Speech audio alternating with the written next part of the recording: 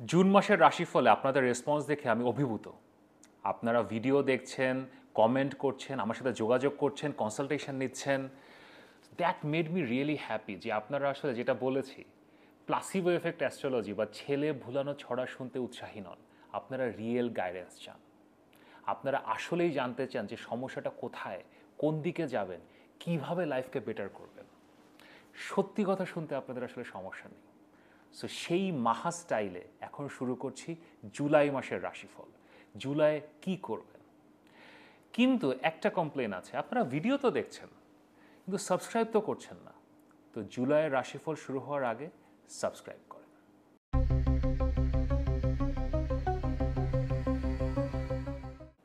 Libra people, আমাদের তুলা রাশির ভাই বোনেরা কেমন আছেন? আপনাদের জন্য একটা খুবই হ্যাপেনিং এবং খুবই ইন্টারেস্টিং মাস আসছে, জুলাই মাস। আপনাদেরকে প্রথমে আগে এই মাসের রাশিফলের ক্রাক্সটা আমি বলি। আমাদের জীবনে আমরা দুই ধরনের জিনিস মূলত আমাদের থাকে, একটা হলো দুনিয়াদারি আর একটা হলো আধ্যাত্ম।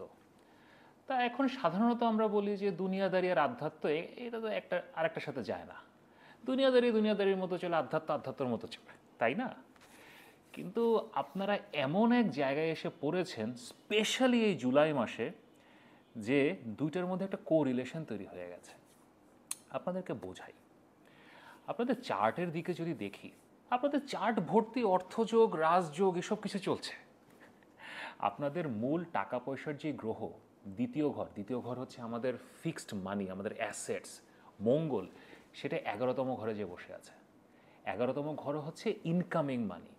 তো যখন অ্যাস্ট্রোলজিতে দ্বিতীয় ঘর এবং 11 ঘরের মধ্যে এই কানেকশনটা হয়, এটাকে বলা হয় শ্রেষ্ঠতম অর্থযোগ। সেটা আপনারা নিয়ে বসে আছেন এবং এই পুরো জুলাই মাস জুড়ে এটা আপনাদের থাকবে। এখানেই শেষ নয়, এরপরে শোনেন, আপনাদের নবম ঘরের লর্ড বুধ, নবম ঘরের লর্ড বুধ দশম ঘরে যে বসে আছে। তো নবম ঘরের লর্ড দশম ঘরে যে, এটাকে আমরা বলি রাজযোগ।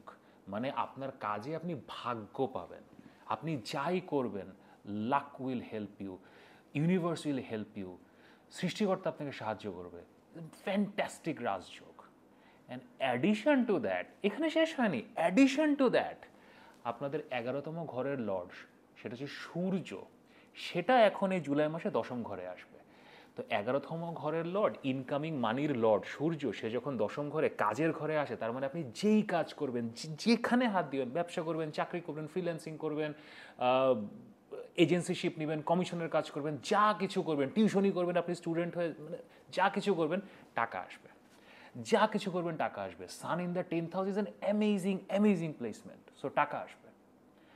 তাহলে এখন একটু আগে যে বললাম যে দুনিয়াদারি এবং আধ্যাত্মের যোগাযোগ, এটা কিভাবে হলো? কারণ সবই তো দুনিয়াদারি।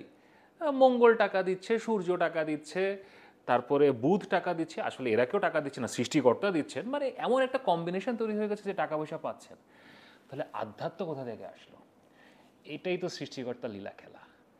আপনার এই পুরা সময় জুড়ে 11তম ঘরে কেতু বসে আছে।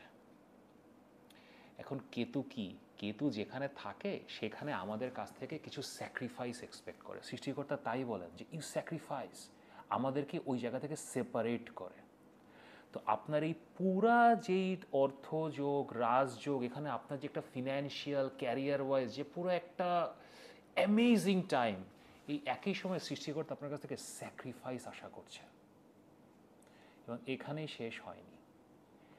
Addition to that, now I come to the crux of your July মাসের রাশিফল।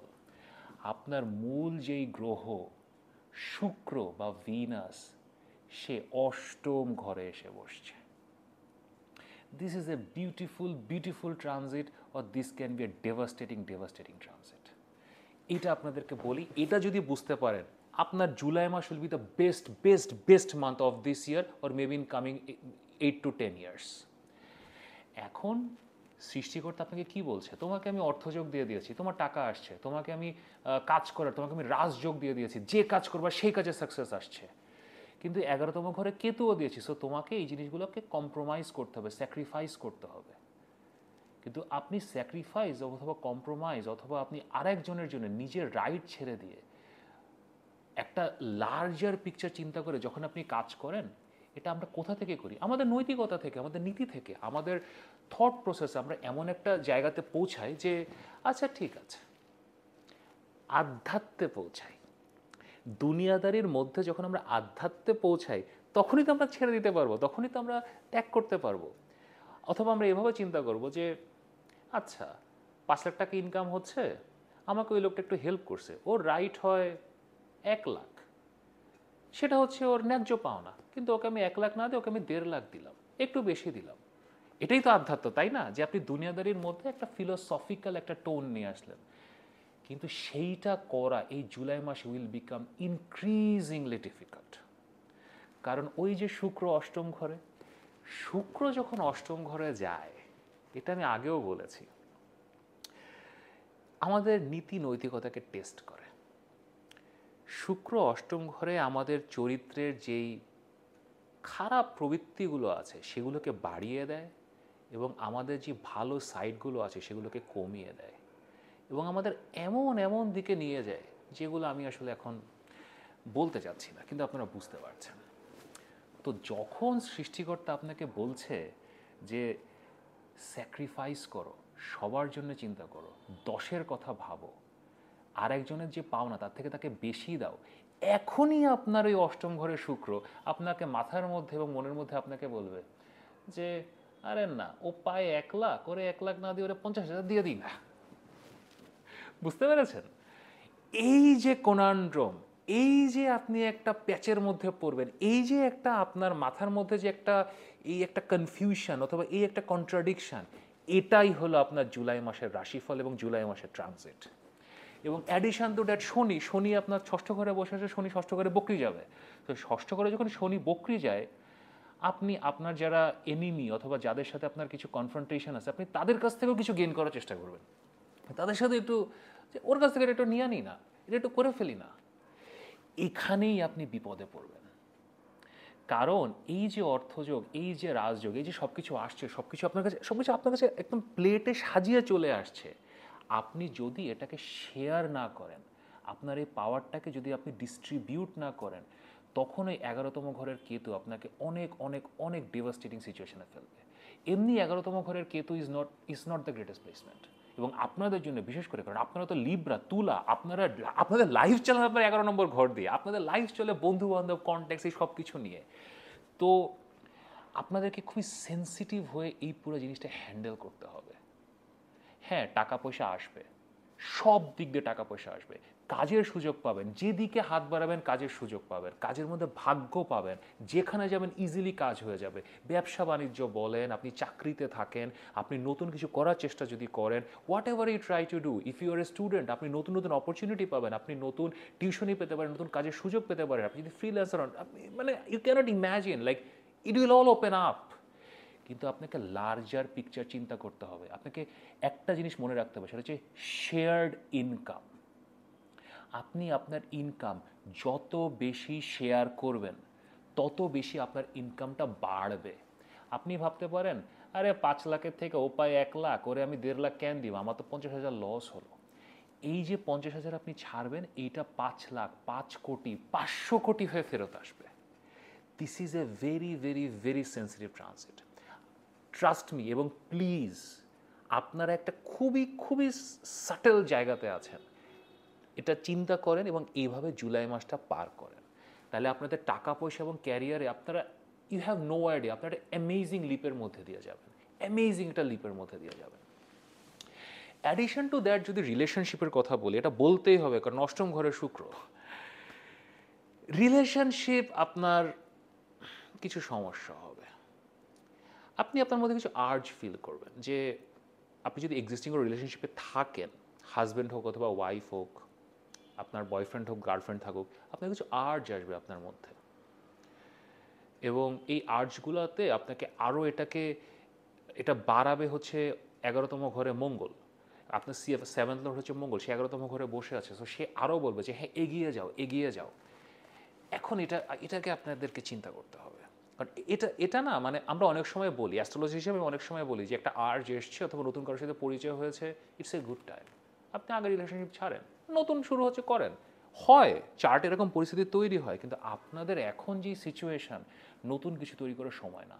অষ্টম ঘরে শুক্র একটা হ্যালুসিনেশন দেয় আপনাকে, একটা জাস্ট, মানে আমি ওয়ার্ডটা ইউজই করি, এটা লাস্ট দিবে আপনাকে, এটা আর কিছুই না, এখানে আর কিছুই নাই, there is nothing else to that. সেটার মধ্যে যে আপনি আসলে আপনার চার্টের যে অন্যান্য ভাগ্য যেগুলো আছে সেগুলো আপনি নষ্ট করবেন।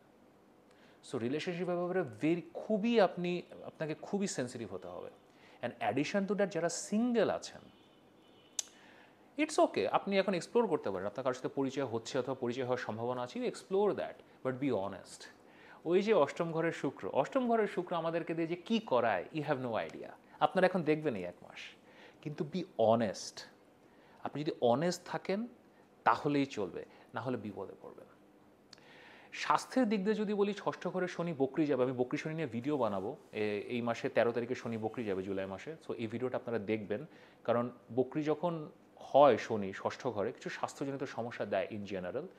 বাট আপনাদের ওভারঅল স্বাস্থ্য নিয়ে আমি এতটা টেনশন করতে বলবো না। হ্যাঁ, হার্ট রিজনে, তারপরে কিডনি, এই রিজনে একটু সমস্যা, যদি আপনার এরকম কোনো কেস থাকে এবং অলরেডি কিছু সাফার করছেন, গো টু এ ডক্টর এবং এটা টেক কেয়ার করেন।